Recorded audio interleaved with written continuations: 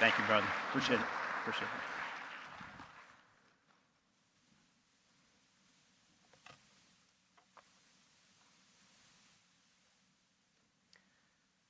On April 28th, 2013, I was in an adoration chapel at 3 a.m. in the morning, alone with Jesus.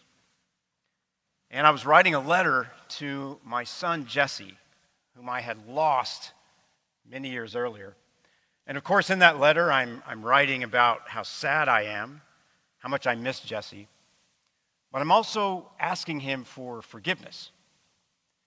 Because you see, I was the reason that Jesse had lost his life.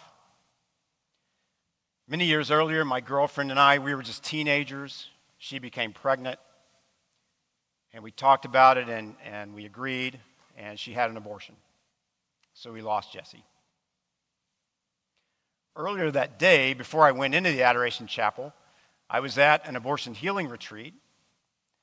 And this was the part of the retreat where all the retreatants are there and you get to tell your story. So as we're going on the circle, my time is coming. And the way my mind works, I'm planning exactly what I'm going to say. And the reason I know this was a Holy Spirit moment was when finally it became my turn, everything that came out of my mouth had absolutely nothing to do with what I was planning to say. And what came out of my mouth was the absolute shame that I felt for having abandoned my girlfriend and our preborn child, Jesse, so many years before. Going back into adoration, as I finished my letter to Jesse, I was so grateful to the Lord for what he had done for me, for taking that shame away from me, for establishing a spiritual relationship with my child, Jesse, that in gratitude I dropped onto my knees. I looked right at the Lord, and I said to him, Lord, thank you for what you've done for me. But Lord, use me in some way. You've given me much experience in the business world. I don't know anything about pro-life at all. But if there's a way for you to use me to help young men and young women not make the same mistake that I made, my girlfriend and I made so many years ago, please use me. 18 months after making that prayer, I was invited to join the team at Heroic Media. So God really does work through broken instruments and answers prayers. Heroic Media uses advertising to reach women who are actively searching for an abortion, to redirect them away from abortion facilities, connecting them instead to pro-life pregnancy help centers. And we've been doing this around the country for years, and as a result of this program, thousands of babies' lives have been saved from abortion. Praise God for that.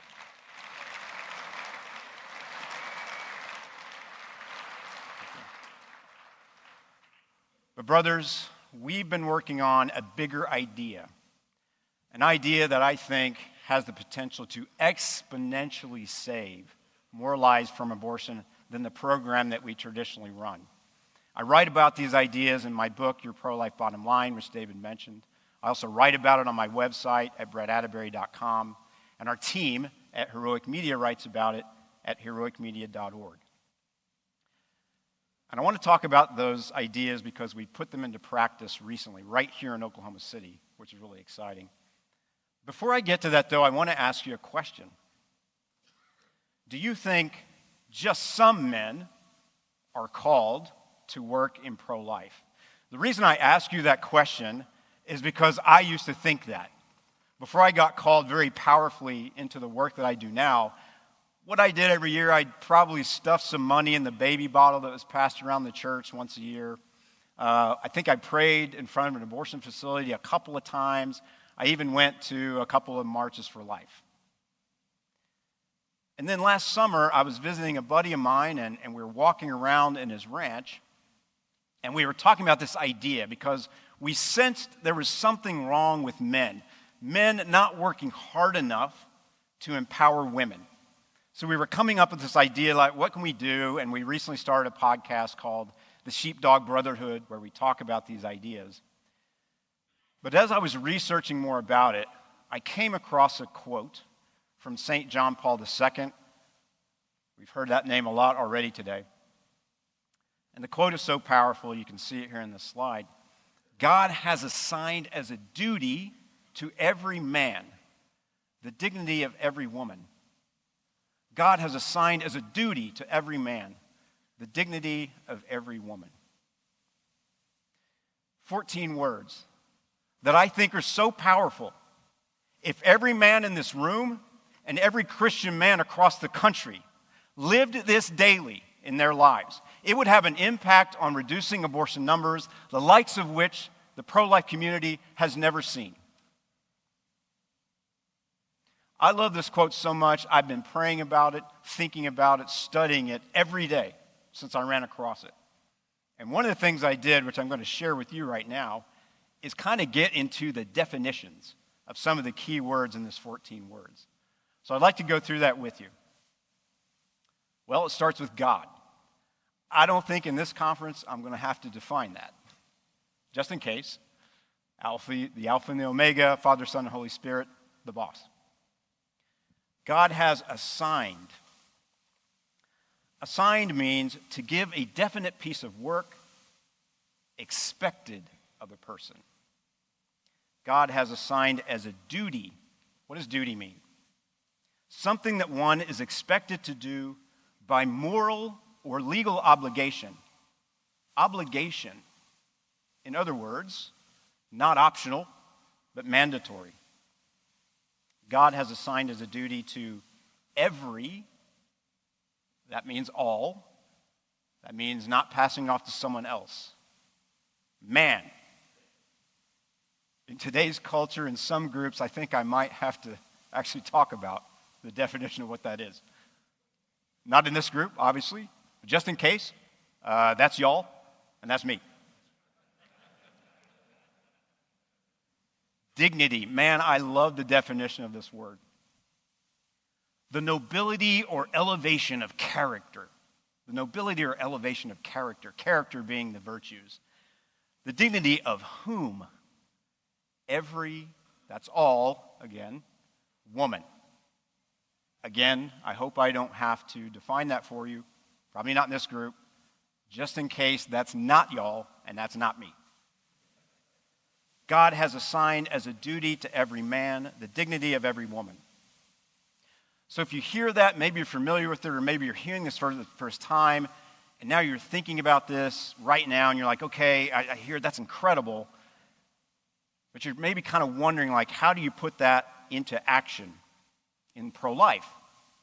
So I'd like to share with you a true story, which can give you an example for you to think about how you might do that. And the story is about a young woman named Danielle. She gave me permission to use her name. She's from right here in the Oklahoma City area.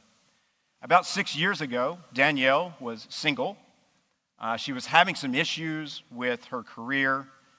And in the midst of that, she faced an unexpected pregnancy. So she felt a lot of anxiety, a lot of stress. And Danielle decided the best thing that she could do in her situation was to get an abortion. So she took out her phone. She did an internet research for how to get an abortion. The search results appeared, and Heroic Media placed an ad right in the search results. Danielle responded to that ad, which took her to a web page which put her in contact with our local Pregnancy Help Center partner right here in Oklahoma City. Danielle contacted them, made an appointment. She went in and received from that Pregnancy Help Center partner love, compassion, support, everything that she needed in order to choose life. And she did choose life. Here we are 5-6 years later, and I would like you to see her daughter. This is Danielle's daughter.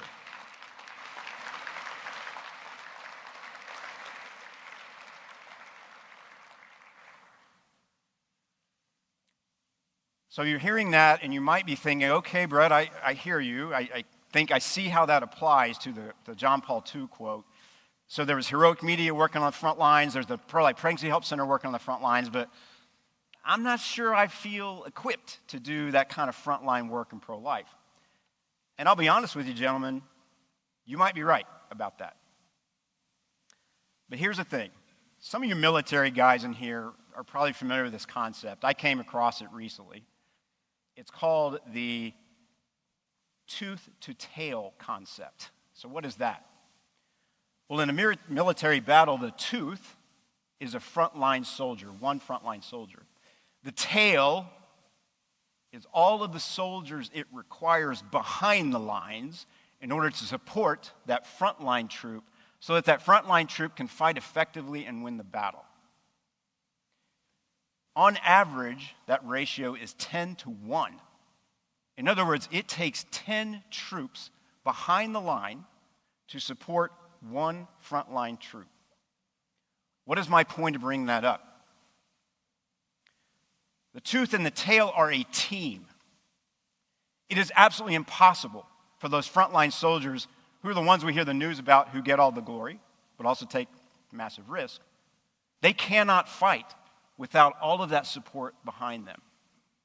So know this, you may not be called to frontline work in pro-life, but you absolutely can fulfill your duty to dignify women by using the things that God has entrusted you, your time, talent, and treasure, as part of the tail that supports those frontline troops. As a matter of fact, in the story of Danielle, it was primarily one man who came and was willing to stand in that breach and offer the funding that allowed us to put that ad there, that connected Danielle to that pregnancy help center, that ended up saving the life of her beautiful daughter that you saw just a moment ago. So as I close with you, I want to circle back to where I started, and that was with the story of my own abortion story. There is one thing in that story, and this applies to all women, that is so crucial, so essential. If we can solve this problem, it will have a massive impact at reducing abortions here in Oklahoma City and in cities across our nation. You recall that I had abandoned my girlfriend and our preborn child, Jesse. What my girlfriend did not know is that there were people in her local community that would have gladly stepped into the breach where I had abandoned her and given her everything that she needed in terms of support in order for her to choose life. She didn't know. These people work at places called pregnancy help centers. You may have heard other names like crisis pregnancy centers. They go by many names. Brothers, there are thousands of these locations across our country. And yet my girlfriend didn't know. And I am so sorry to tell you, even today, 40 years later, the vast majority of women do not know that pregnancy help centers exist. How do we know that they don't know? Well, there are a lot of research reports that show this.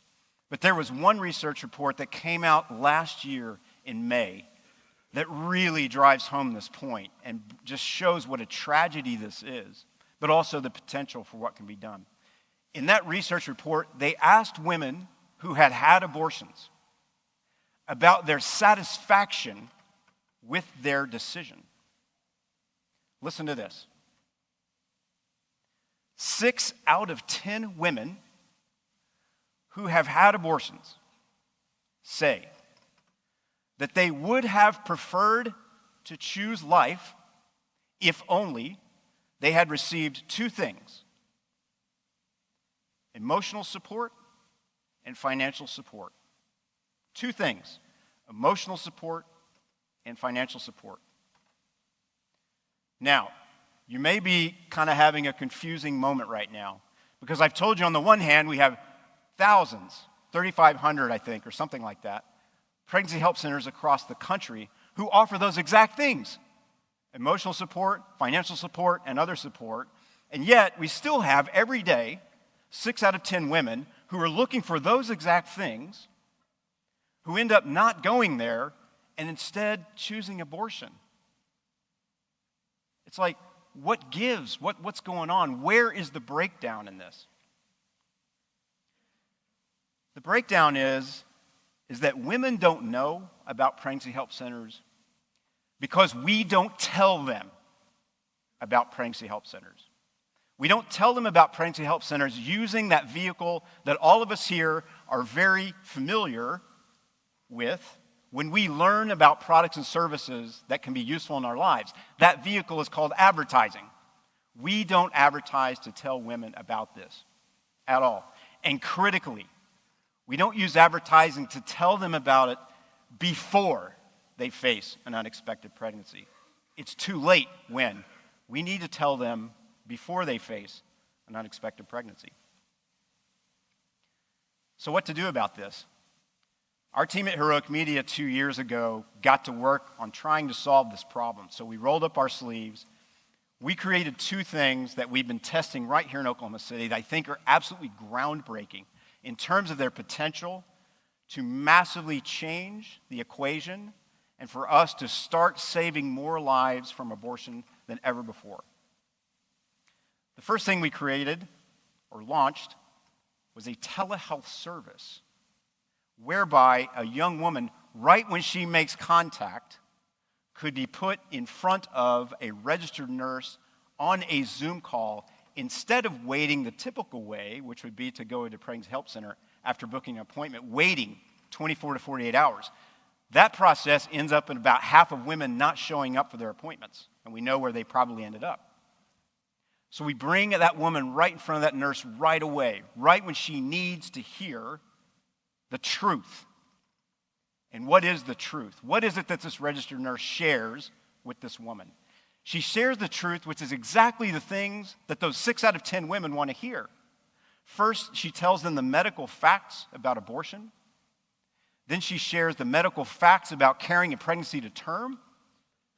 And finally, she shares the facts about what is available to that woman should she choose to carry her pregnancy to term in terms of emotional and financial support. We know this process works. We did a very short test here in Oklahoma City. We're using that traditional advertising method. We sent this directly to our telehealth nurses, and in a very short time frame, 8 women who were determined to get an abortion through this process changed their minds and chose life. So we know this works.